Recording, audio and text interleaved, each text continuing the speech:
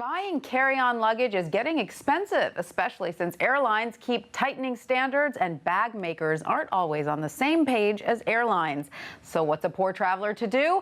Here with some insight is WSJ middle seat columnist Scott McCartney.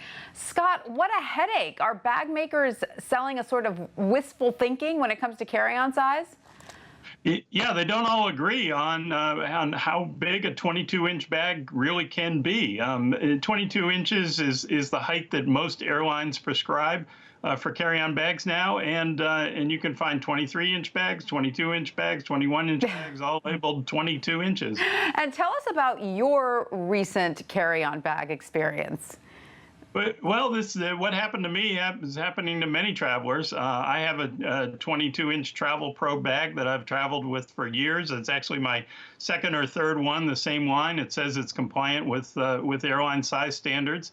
And I was boarding a British Airways flight in London, and they were making everybody put their bag into their bag sizer box. And guess what? Mine didn't fit. Wow. And this happened again. The 22-inch bag didn't fit in the 22-inch box. It happened again on an American Airlines flight out of Phoenix, where they had the bag sizer at the gate and were asking people to put every bag, except for the elite flyers, into the box. So are bag makers still sizing their products by the interior dimensions, but the airlines are counting the whole thing, including wheels and handles? Yeah, many are. That's the real disconnect here. The bag makers don't count wheels and handles. The airlines do. The wheels and handles can add an inch or two easily, and so you plop it into the box and it doesn't fit. Scott, I have to be honest though. I see a lot of bags that get carried on that are bigger than what's allowed, but that's just because they weren't checked. So how often are the airlines actually measuring the bags before boarding? Well, enforcement has been an issue all along, but airlines are clearly tightening up on this.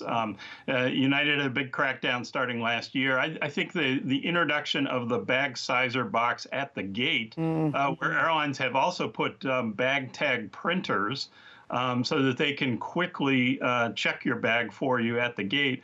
It's really the next step in this battle. The reason is there's not enough room in the overhead bins, so right. End up, if you're the last 10 or 20 people getting on that flight, there's not going to be overhead bin space for you. You're going to have to check your bag. So one way they're culling bags out of the boarding population is by more aggressively enforcing the size standard. But let's not forget the extra revenue they get. If they tell you you can't carry that bag on, you have to check it in. Are they going to then charge you the fee for checking in your bag?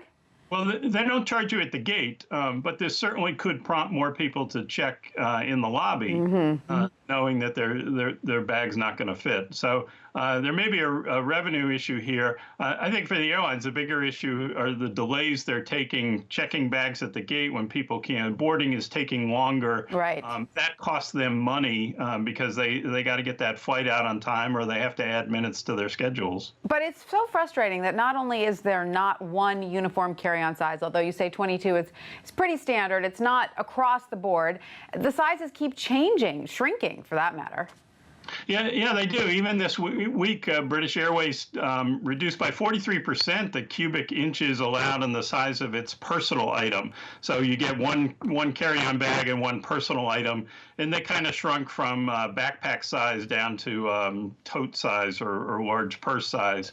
So it is a moving target. There is no uniformity. IATA, the International Air Transport Association, tried to propose a uniform standard with their Cabin OK initiative, and that fell flat on its face. Nobody wanted to go that small. So even you could be on a Delta flight and connect to Air France, and Air France has a smaller standard than Delta. Gosh, just interesting that some of the discount airlines have the most generous sizes. Southwest, Virgin America, and Frontier all have larger sizes than American, Delta, and United. I guess just be prepared to keep spending on those carry-on bags, more and more of them. Thank you so much, Scott. Sure, good to be with you.